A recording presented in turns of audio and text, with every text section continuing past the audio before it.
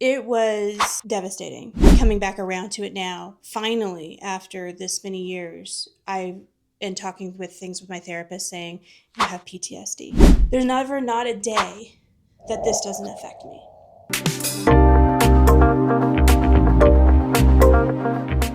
Hi, I'm Sabrina, a licensed massage therapist and certified cosmetic surgery specialist, and this is Talk Plastic Surgery, where we talk about the good, the bad, and the ugly. And today, I have on someone who went through horrible complications. Probably some of the worst complications you can actually even think of, and dealing with years in reality of recovery. So, without further ado, please welcome my guest, Mary! Hello, thank you for having me. Thank you for coming on the show, Mary. So, what procedure did you have done? I had a tummy tuck, essentially. I was planning to get a 360 tummy tuck, and when I came out of recovery, I found out that's not what I had. So what I planned to go in with is not what I ended up getting.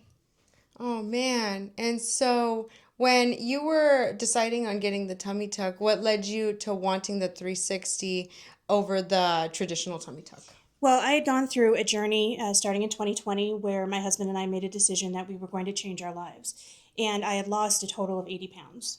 Awesome! So it was Fabulous. amazing. I was so happy. And the result of that is I had a ton of excess skin, down to the fact that around my vaginal area, I had a huge excess of lumped over skin as well. It was like a fupa on steroids. Not the fupa on steroids. It was bad. Yes, yes. So I started searching for a surgeon because it was affecting my ability to continue to exercise. I was very big into yoga. I couldn't get into certain poses because I had this excess skin. Yeah. So I started looking, and when I had my consultations, I had talked about that I'd seen these 360s because I had a lot of excess skin all the way around. And that was traditional how you fixed it kind of thing. Yeah. And so when I had my consultation, we looked at everything, and I even have a tattoo on my lower back that he had said would be removed by the end of it, and it's about this tall. So I would get about that 3 inches or plus of skin removed off of my back as well. Wow. And that's not what ended up happening at Correct. the end of the day. I just had a traditional tummy tuck. And so when you had the tummy tuck, so you know what, let's take it back before you had the tummy tuck. Mm-hmm. What made you decide to go with the surgeon that you went with? It's kind of funny how I ended up doing it. The first thing I did was I just started searching best surgeons Las Vegas because I had my surgery here in town. And yes.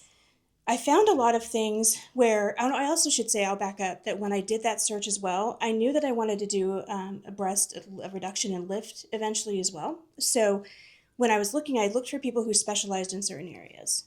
And so that was part of my search. And then I went to their websites, their Instagram, looking at pictures of before and after of things that they had done. And I was so turned off by so many surgeons because it was like they glorified the sexuality of breasts. Yeah, yeah. And that disgusted me. I'm like, this is, like I'm Dr. Boob, and here's my boob cake I got on my birthday. It just wasn't the vibe for me. Yeah, definitely. It's just not something I was into. And then I found the doctor that I did, and everything that was on the Instagram, the website, was very tasteful. And I appreciated that. And his name made me kind of giggle because of the industry that I'm in. It just kind of coincided, and it felt a little fate to me, if you will. Wow. Mm-hmm. And so how was the meeting the surgeon and the whole consultation and everything? I was very nervous because I've always been a little self-conscious about how I looked, and as the weight loss happened, it was even worse. Yeah. And it was something too, as a person who's always been larger throughout my life, no matter where I go, I'm always bigger and nothing fits. So even to the point they had me stripped down, and they give you the robes and the skirt, so it's usually like a top and like a skirt, didn't fit me. So I'm sitting there sort of gaped open, and so I knew that was probably going to happen, and it did, and it really was difficult. And the only thing that made it feel better was his assistant that was with him. Yeah. She made me feel much more comfortable. She even showed me her own breasts of how she, after her surgery, how she looked and everything. So that helped. But I knew it was part of the process of getting all of the images and the scans done. But that was one of the hardest experiences of my life. Yeah, especially feeling vulnerable Mm-hmm. and self-conscious and just like open and everything. Mm-hmm. But wow, so when was it in that moment that you decided, yes, I'm going to go with this surgeon? It was honestly the decision was made because of his assistant.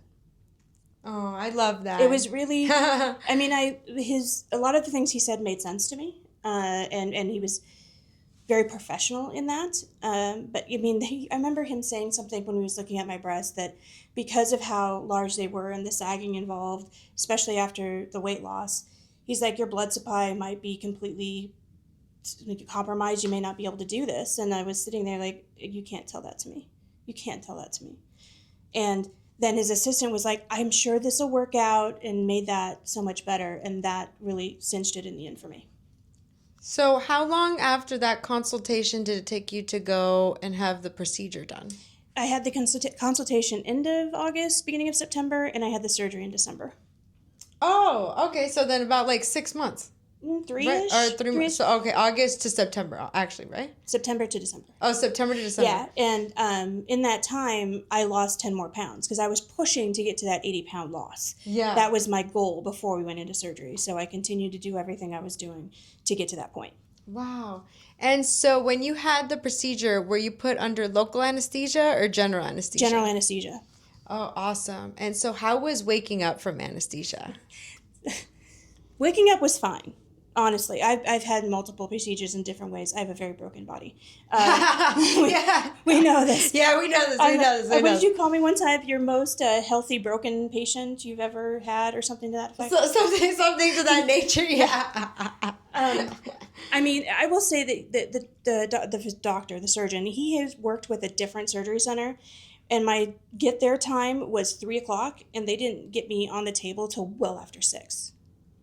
Oh, wow. And they called my husband to pick me up. It was almost 10:00 by the time I went home. Wow, so you were under for a long time. Once they got me there, and then Yeah. I was sitting there all those From hours like 6 to 10, right? Yeah. 6 to 10. But then you waited for 3 hours at the surgery center? by myself because it was still kind of COVID times because I had my surgery in 2021, sorry. Oh, wow. Yeah. And wait, so you waited for them for 3 hours to go into surgery? Correct. Wow. And so then when you got out, it was 10 o'clock. Did you go straight home? Yes. I barely woke up and realized I was in a wheelchair being put in my husband's truck. Yeah. That's actually kind of insane. It was wild, yeah. After this major surgery and me knowing already what happened in the future. Okay, so now, Yep. now when you got home, it's 10 o'clock at night. How was that when you first got home after the procedure? The only, I would say, good side about this is the fact that I was still so out of it. Getting me upstairs into my bed and everything else was kind of a blur. They numbed me up very much, like they use like all the local numbs and whatnot. They even used a new thing at the time where there was, they were like little beads they told me that they put in to reduce pain and swelling, and it would reduce over time. So that would help you through the next like few days. So I had that going as well. So that I think probably helped, but I barely remember the actual getting in the house and getting into bed. Wow. In retrospect, if you think about it, that's pretty dangerous. Yeah. just a little bit, especially like having to go upstairs and then having a tummy tuck and and all the things. So now, how soon after that point from getting home did you started to notice something was going wrong? It wasn't really until the beginning of January. Oh. Yeah. And wait, did you have your procedure at the end of December? Middle of December. Mm-hmm. So then, like, what, 2-3 weeks? I would say yes. 2 or 3 weeks? And I didn't, and this is all in retrospect. And honestly, I will tell all of you that I didn't realize how badly this all went until you've told me a few months ago. Yeah. Because I don't think you knew. I was not ready to hear it. Yeah. So this is a big thing. So I had to go back and really think about all of this. So it was a couple of weeks in, and I was watching my drainage all the time, and I could not wait to get the stupid things out. They got clogged a few times, and they had to be flushed in the office. But we did everything that I thought we were supposed to do. But we realized, well, probably sooner than a couple weeks, actually, because my belly button did not survive. I think you saw me before it all happened. I saw you. I saw the aftermath. Right. Because that's when I went to try and do massages, and then you're like, this is necrotic. You were flipping out. Necrosis. Yeah. This is necrosis, and the necrosis was actually spreading from Mary's belly button all the way down into, like, from hip to hip. Right. My incision, well, we'll get there. Yeah, we'll get there. Okay, so Look, now. No spoilers. No spoilers, guys. No spoilers.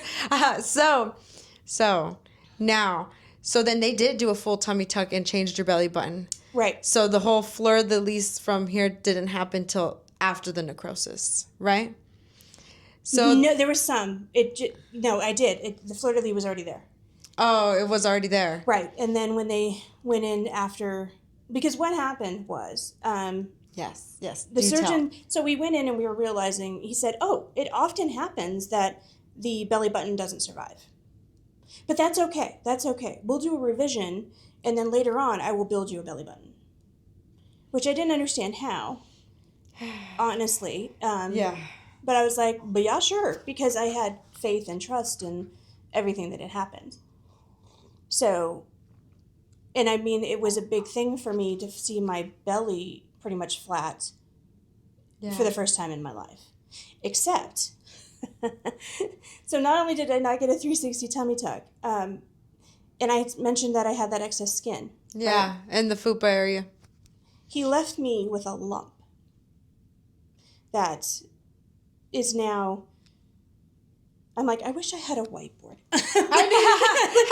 I know, right? But it goes down all the way to like the very top of where, like your pubic area. Yes, and now I have a lump that goes up and over.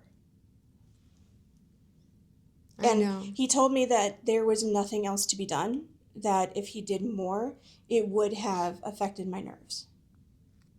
And I now don't believe that at all.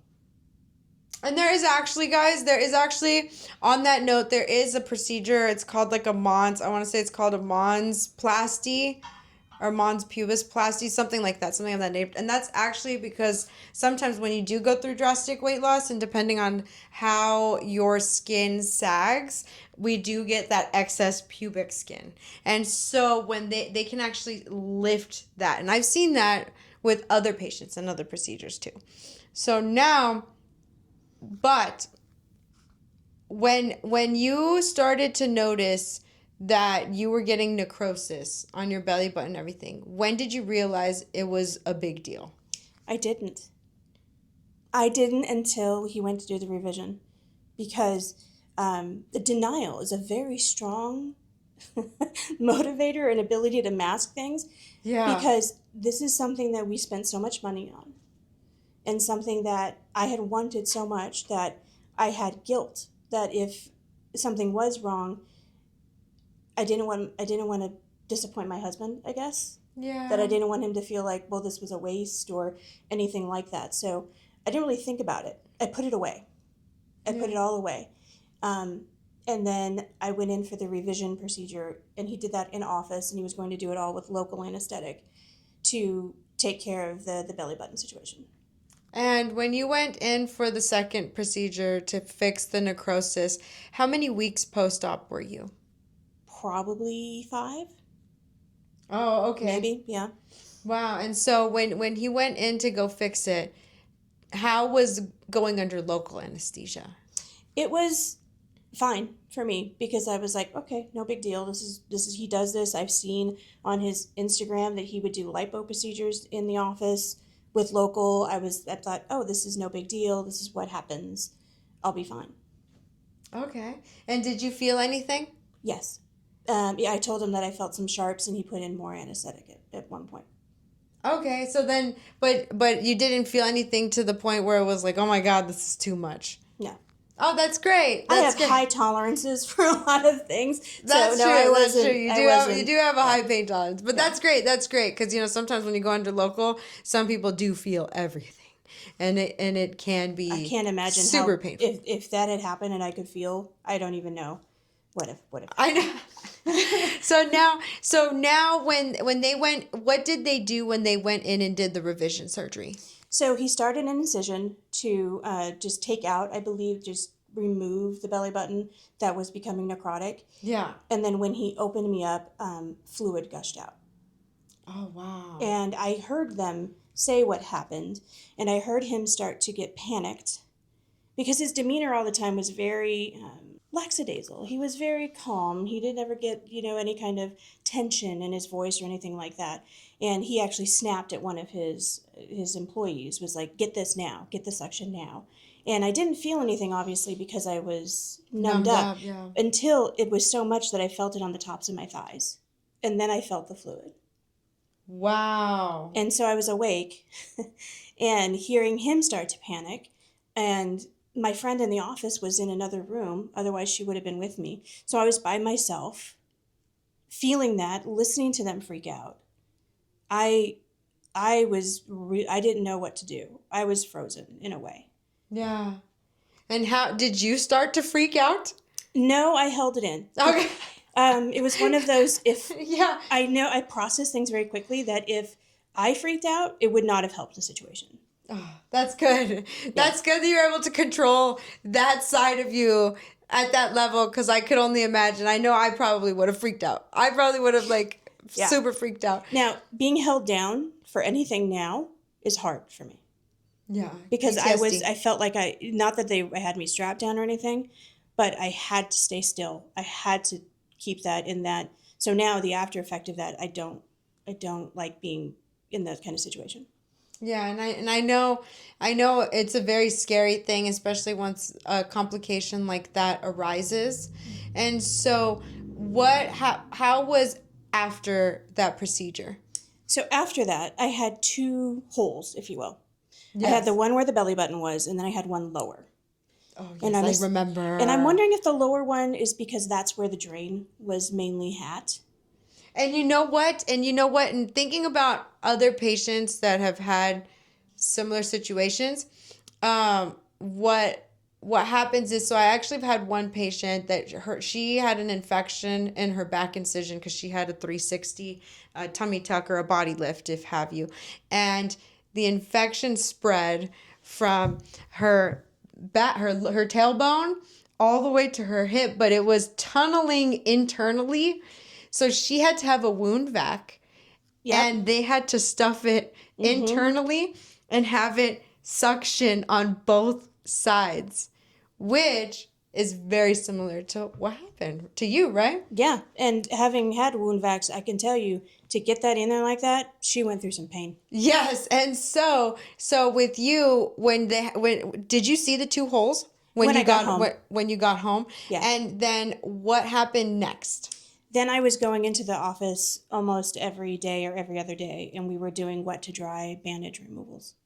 And how soon after that did they have to put a wound vac on you? Because I know they had to put a wound vac. Because he went back in and did a bigger incision.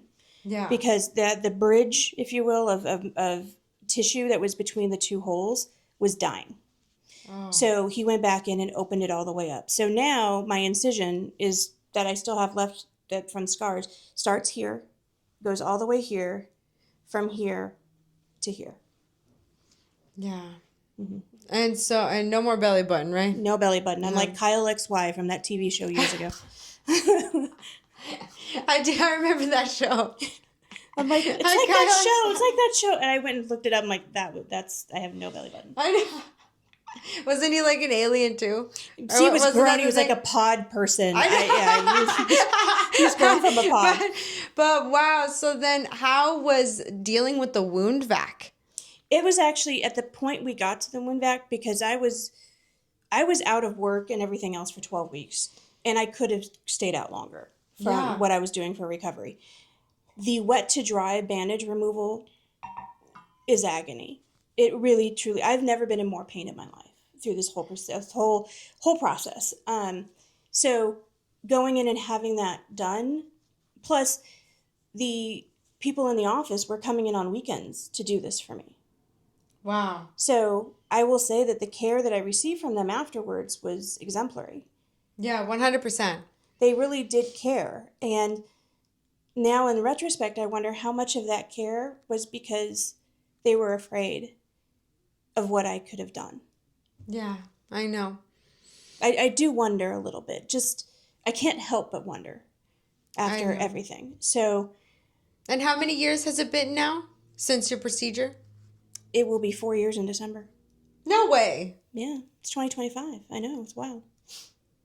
I've known you almost 4 years? Yeah. That's insane. Time flies, right? Time flies so much. And so, you know what? And the craziest part with all of this and everything you went through is the fact that you kept your mindset so strong. Like, well, I was highly drugged, though, as well. I mean... So we blame it on the drugs. We'll blame it on the drugs. So thank you, drugs, for keeping Mary. Modern pharmaceuticals. I know. And I honestly have a great therapist as well. I've been in therapy throughout the entire... I started back in therapy in 2018, so I've had them with me through all of it. Fabulous, because this is such an emotional journey. Oh, absolutely. For even before, pre-op, then everything. Plastic surgery is an emotional journey no matter what you have. Oh, I agree. In any situation. And so how soon did they do the wound vac after the wet to dry? It took a minute because we had to go through my insurance to get it approved. Oh, okay. So that's why it took a little bit longer. Right. Oh, and I just thought of something. I remember at one point, one of them saying that they liked me and cared for me so much. That's why they were doing wound care with them in the office, because they could have sent me to a wound center. Yeah, and at least they knew about wound care.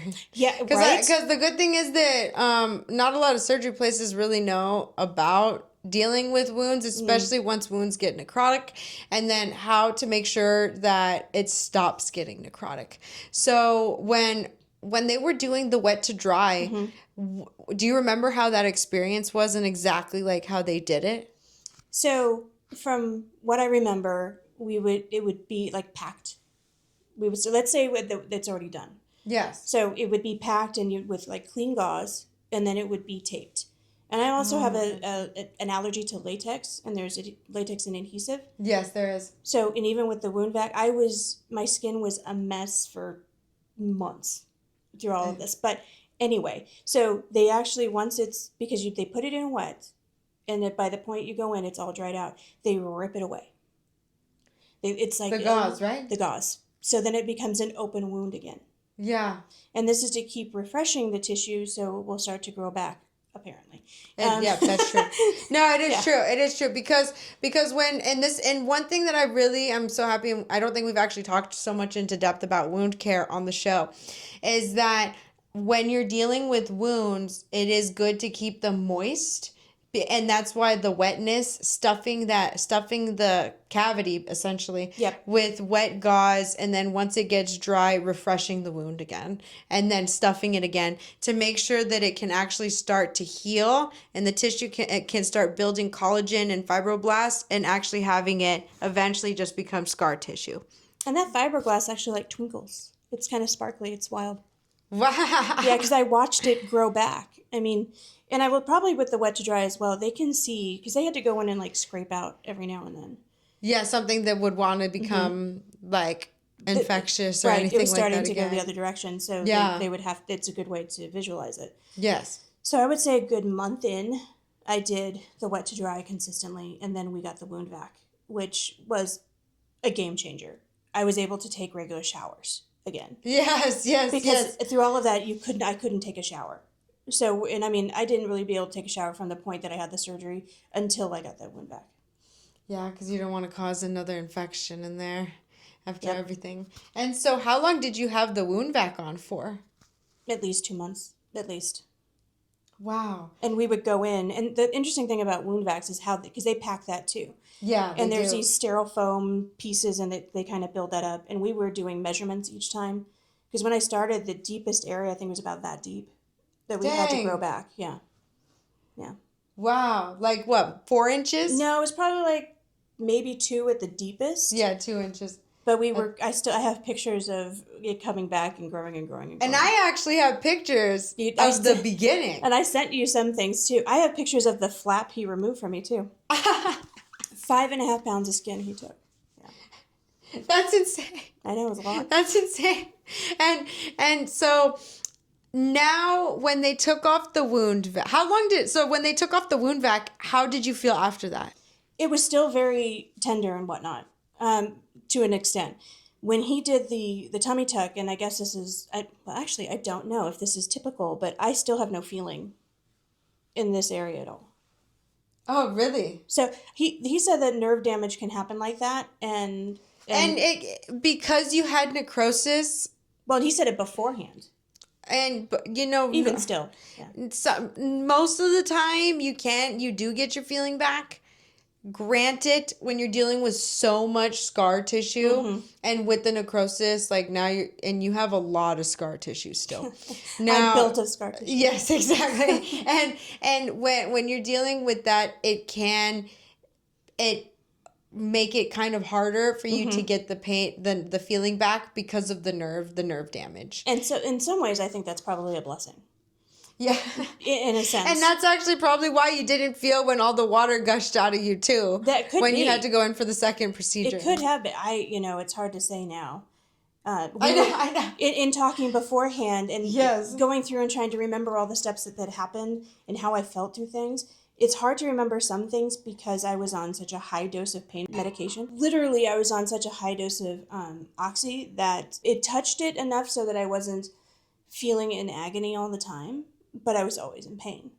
Yeah. So things get a little muddy in my memory completely. So I had to really go back and talk to my mother-in-law who was there. She was amazing. She came to help me and be with me every day. My husband was great, but he had to go back to work, and ask them, do you remember? How did I feel? And this kind of thing. So, and they played the distraction game a lot. A lot of distraction to try to keep me from devolving too much. Yeah. Good. And that's why having a good support system is key. I give props to the people who try to do this by themselves.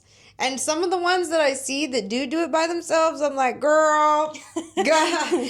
Do you have a therapist? To you. Yeah, kudos to you. I know I could not do this by myself. But at the end of the day, I'm so grateful that everything turned out okay as far as like you're alive, you're doing good. And now, how long did it take you to fully heal, to fully feel normal?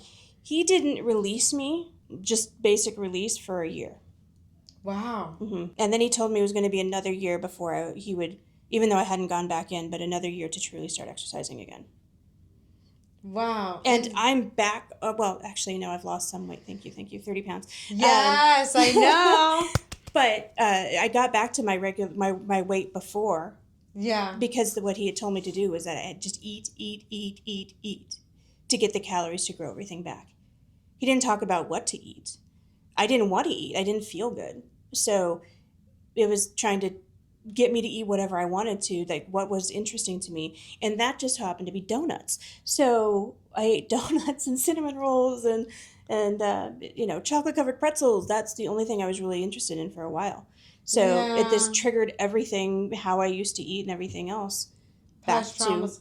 And actually, and that could actually have a lot to do with why it took longer for you to heal. Could be, yeah. Because when you are going through surgery, it's so important to maintain a very clean diet. It's so important to eat super fresh. And the best way to look at it is the healthier you are, the healthier that you're eating, the faster you're going to heal. And some people, they don't have nutrition guides. They don't go over the nutritional facts and actually the 5 keys to recovery, which I'll include in the description. Okay, so the first thing is actually nutrition. So if we go over the 5 keys to post-op, it's nutrition, massages, compression, exercise, and mindset. So nutrition is number 1, and the reason why I have it as my number 1 is because what you put in is what you're gonna get.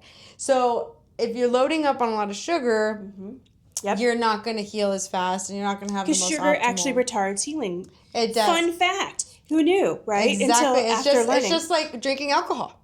Because alcohol has a lot of sugar. Smoking, don't even get me started on smoking. That is literally the worst thing that you could do for your body. And if you think you can smoke, it doesn't matter if it's weed, it doesn't matter if it's a vape, especially cigarettes. Like, I shouldn't even have to say cigarettes, but common sense is not common. So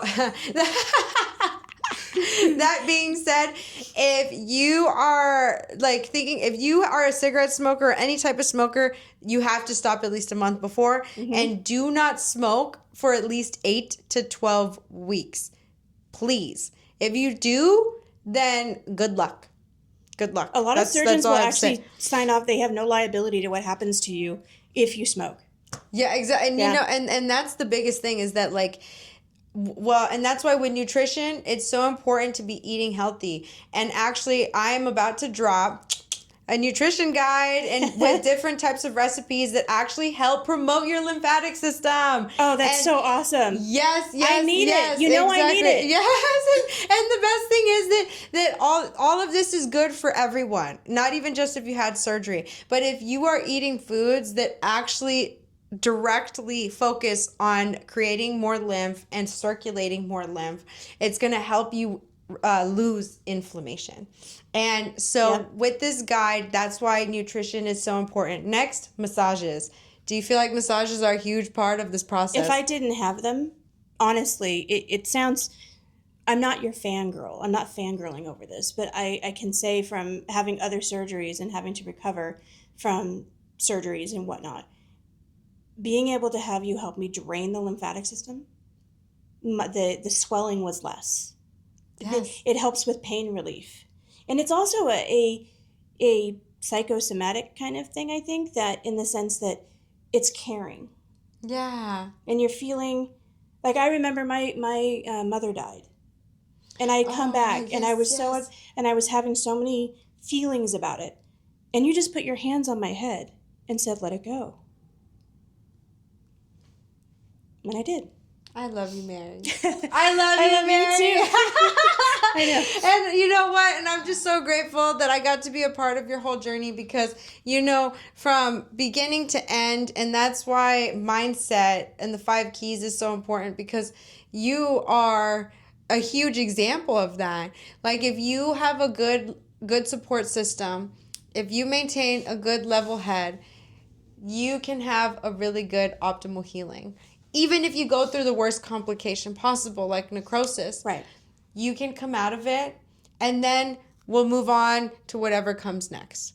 And honestly, I didn't really think about, again, like I mentioned earlier, I didn't think about all of this. I thought this was my fault. I know. For a very long time, I thought it was my fault because I couldn't wait to get the drainage out. Until you told me that no, that's not the case. No, it's definitely not. Definitely not your fault. And the good thing is that at least you're alive. True. You're alive. Yeah. And you made it through, and then whatever comes next, you know that I always got you. I know. And that's something too that I thought as well, that there was nothing to be done. I thought I was going to be left with this weird, because I have a lump here, then a very deep divot. Yeah, and the scar tissue. Mm-hmm. I mean, I have back problems because of the scar tissue. I know. So I had spasms the other day because I'm physical therapy and whatnot for my knees, and it pulls on that. There's always this one muscle over here. So there's never not a day that this doesn't affect me. I know. So yeah. That's why once you get to where you want to be at, I already told you, we're going. And I got you. I know. And we talked about it. I'm like, now that I know that I can, and things you have said, go to someone who is weight loss certified. Someone who someone who specializes, right? Yeah, exactly. Because the thing is that when it comes to drastic weight loss, and if you guys have been watching the show and you've seen like Dawn's episode too, you really want to go with someone who specializes in drastic weight loss patients, which is what Mary is, because it is such a more extensive type of procedure. And other surgeons that I've worked with that do drastic weight loss, they will even tell you, like, this is what we got to do and this is how we're going to do it, because this is where we're going to get to where the results that you want, because it is a harder procedure and it is way more extensive. So especially when you're deciding on who you want to go with, make sure that you're going with someone that specializes in the things that you want and that has the body shapes that you are. I wish I'd known that. I honestly, that is the number one thing I wish I had known when I was going through and trying to figure out where to go, to think about someone who knew how to handle weight loss. Exactly.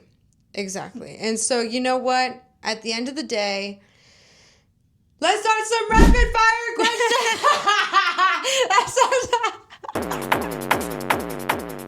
Okay, so now, question number 1. How much did you pay for your procedure? Between $15,000 and $18,000. At the end of the day, there was additional things that were part of the initial quote that ended up not being, like those pain bead things. I can't remember what they were called. I remember that being an additional cost afterwards, but I asked my husband, he's like, what? You want me to remember? But like 15 to 18 for sure. Now for question number 2. How did this affect you emotionally? It was devastating. Yeah. I mean, it took a while to get to the point that I was realizing what was happening to me. And remember, I was very much in denial. And how I realized that this was a serious problem was I was working from my bed and I got up to use the restroom and I collapsed. Wow. So I had to, oh crap, something's wrong. You know, it literally that was what woke me up. And then coming back around to it now, finally, after this many years, I am talking with things with my therapist saying, you have PTSD. Yes. Accept it. It is. And knowing I have to have surgery in a couple months for my knee, I am terrified. But it's different. And we actually had a conversation about that, because I also work with Mary for her knees, because at the end of the day, surgery. Yeah. And I told you, I know that you were so scared to even want to touch your knees. And I'm like, girl, you've been yelling at me. Yeah. Literally, I'm like, no, you got to get the knee replacements. And the thing is that, and I told you, I know you're terrified because of what happened with the plastic surgery. And I know you're scared that it's going to happen again. And I'm like, look. It's totally different. I know. It's totally different. But trauma's trauma. It is. And it was so traumatic what happened to you. And medical trauma, I learned from my therapist, is very different from any other kind. Yes. Because from that standpoint, you trust the people who are doctors and nurses and surgeons. Inherently, that's what we believe. Yes. And then when that is betrayed, like literally betrayed, even if it was an accident, let's just say, even if there was an accident that happened. Yeah.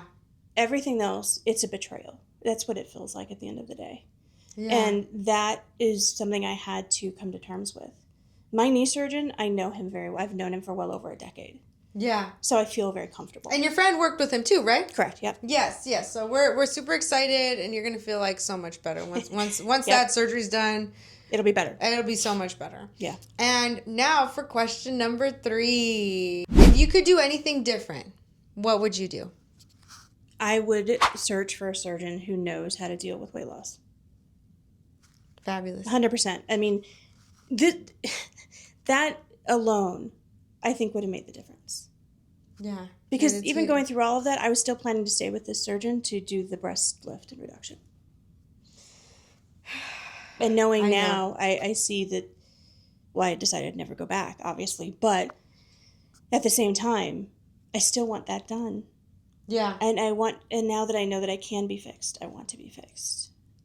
But again, if I had that one key piece, but then I wouldn't have met you. So that's the double-edged sword. Yeah, that's the problem. That's the double-edged sword. But especially because I love you so much. And if my story can help someone. And that's why we're doing this at the end of the day. That's why we're doing this at the end of the day, is because when other people are going in and they're researching wherever you find us, and Mary's story is such a good story because she went through so much, and then to triumph over all of the adversity, it's going to definitely help someone else, especially someone like someone who's going through necrosis right now and they have no idea and they're terrified. And what if they're even alone and they don't have like a good support I can't system? even imagine. Exactly. And you'll put my information inside the description. In the description, yes. And anybody want to contact me? Yes, and if anybody wants to contact Mary or has any questions, I'll put all of her information in the description. She also has her own YouTube channel too, so then you can definitely reach out to her that way. And she's just such a beautiful, kind soul. She'll definitely help you with any questions that you guys have. I didn't pay you for that, by the way. I know. And on that note, my last question that I ask everybody who comes on the show, if you have any advice to give anyone who is wanting to have plastic surgery, what advice would you give them? Get a therapist.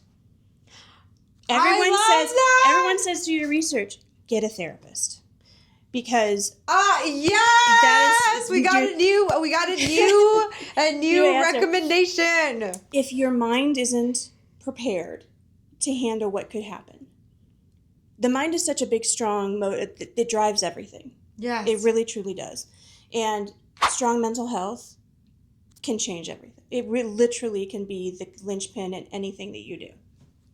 I love that so much. And you know what? And it's so true because it goes back to how emotional this journey is. It's so emotional. And I do know one surgeon, she actually makes it mandatory for her patients to have 3 counseling sessions after. That's so smart. Exactly. Because anybody who's having plastic surgery is doing this with emotional and mental. There's a reason. Exactly. And we all want to change something about us because there's something that we don't like or something even like health-wise that we need to. And it's very emotional, very mental, and I love that. Thank you so much for coming on the show. I appreciate you sharing your story. And as always, like, share, subscribe, hit those push notifications. Dongle the bongle. Yeah. I love that. And stay in touch with all things plastic surgery. Bye.